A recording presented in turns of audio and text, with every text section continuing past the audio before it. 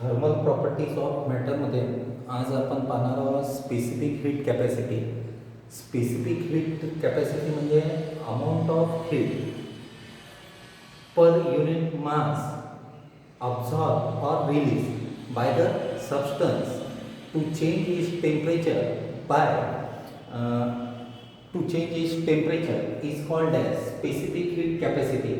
म्हणजे एक जर आपण युनिट मास ऑफ सबस्टन्स घेतलेला आहे आणि याचं टेम्परेचर 1 डिग्री सेल्सिअस किंवा 1 केल्विनने आपल्याला चेंज करायचं आहे.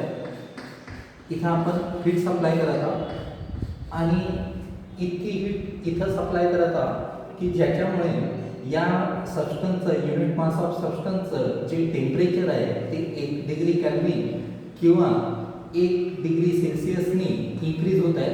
तर ती हीट जी आहे त्या हीटला म्हणतात स्पेसिफिक हीट ऑफ कॅपॅसिटी. तर याची डेफिनेशन आहे amount of heat per unit mass absorb or release. एक तर अब्झॉर्ब करणार किंवा रिलीज करणार, ठीक आहे, by the substance to change its temperature by 1 degree Celsius किंवा 1 केल्विन.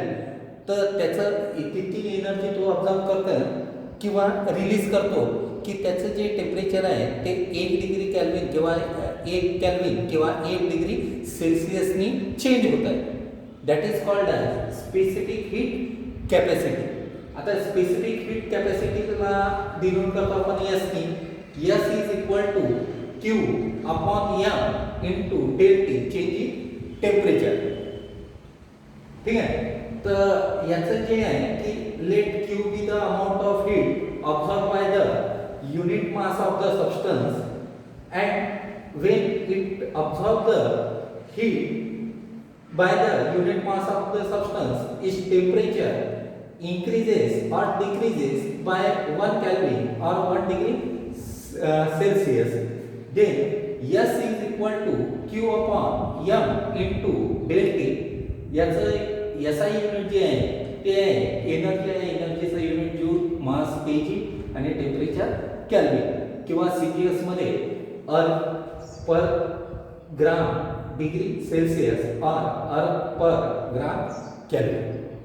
हे स्पेसिफिक हीट. आता याच्यात जर मोलर स्पेसिफिक हीट, हा सबस्टन्स जो युनिट मास आहे आपण 1 मोलचा घेतला आहे, ठीक आहे, आणि त्याला हीट सप्लाय करत आहोत. तर Q amount of heat supply to 1 mole of a substance to change its temperature whether it is absorbing or releasing. The supplied or heat energy is releasing from the body to change its temperature by 1 degree Celsius or 1 Kelvin. The molar specific heat means the amount of heat per mole absorbed or released by the substance to change its temperature by 1 Kelvin or 1 degree Celsius is called as molar specific heat. The S is equal to 1 upon mass च्या ठिकाणी इथं mu आपण घेतला आहे for मोल. तर 1 upon mu del Q upon del T. याचं SI unit जे आहे ते आहे जूल पर मोल केल्विन, ठीक आहे. इथं केजी आहे, इथं मोलर असल्यामुळे हे मोल, जूल पर मोल केल्विन. त्याच्यानंतर specific heat of the gas.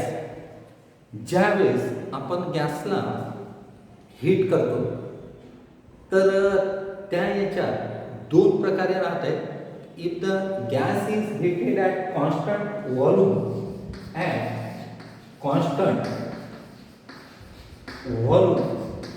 then that specific heat is called as specific heat capacity of the gas at constant volume. त्याला डिनोट करतात CV ने.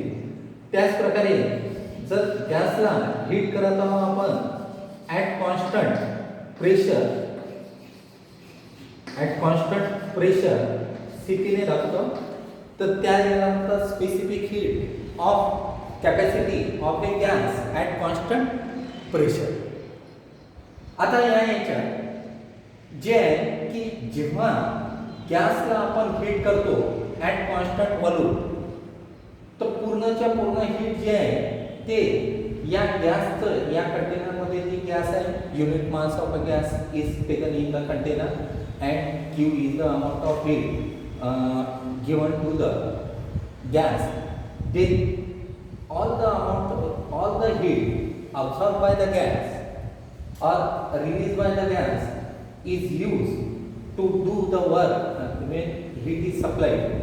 All the heat absorbed by the gas is used to expand the all the amount of heat absorbed by the gas is used to increase the temperature of the gas. Constant volume वर जेव्हा आपण गॅसला heat करतो तर सगळी जी heat energy आहे ते त्याचं temperature वाढवण्यासाठी यूज होतं to increase the temperature of the gas. But when the gas is heated at constant प्रेशरवर जेव्हा आपण हीट करतो तर या हीटचा काही भाग जो आहे तो याचं टेम्परेचर वाढवण्यासाठी यूज होतो आणि बाकीचा जो भाग आहे तो याचं व्हॉल्यूम वाढवण्यासाठी यूज होतो. तर when the gas is heated at constant pressure, some part of the heat is used to increase the temperature of the gas and remaining part of the heat is used to do the work against the surrounding. Then therefore Cp is greater than Cv. म्हणजे specific heat at constant pressure is always greater than specific heat at constant volume. Cp is greater than Cv. तर ते आपण पाहिलं याच्यात heat equation जे आहे तर let Q be the amount of heat absorbed or released by the unit mass of the substance having the specific heat yes and its temperature changes by del T. Then heat equation is given by Q is equal to M into del T into S. Then heat capacity or thermal capacity. Heat capacity or thermal capacity means amount of heat absorbed or released by the substance to increase its temperature by 1 Kelvin is called as heat capacity or thermal capacity. So thermal heat capacity is equal to mass into change in temperature is 1. So 1 into specific heat capacity. So thermal capacity is equal to M into S. M into S. त्याच्यानंतर हे झालं thermal heat capacity. त्याच्यानंतर latent heat. Latent heat means amount of heat absorbed by the substance to convert it into one state into the another. म्हणजे एका स्टेटमधून दुसऱ्या स्टेटमध्ये त्याला convert करत आहोत आपण. तर ते कन्वर्ट करण्यासाठी जितकी हीट एनर्जी तो अब्झॉर्ब करतो keeping the temperature constant. Temperature constant राहतात कन्वर्शनच्या वेळेस temperature remains constant. That is called as latent heat. That is amount of heat absorbed by the substance to convert the substance from one state to another at constant temperature is called as latent heat. It is denoted by L and formula is Q is equal to M into L SI unit Joule kg inverse. तर लॅटेंट heat जे आहे दोन प्रकारचे आहेत. एक लॅटेंट heat of fusion आणि दुसरं latent heat of vaporisation.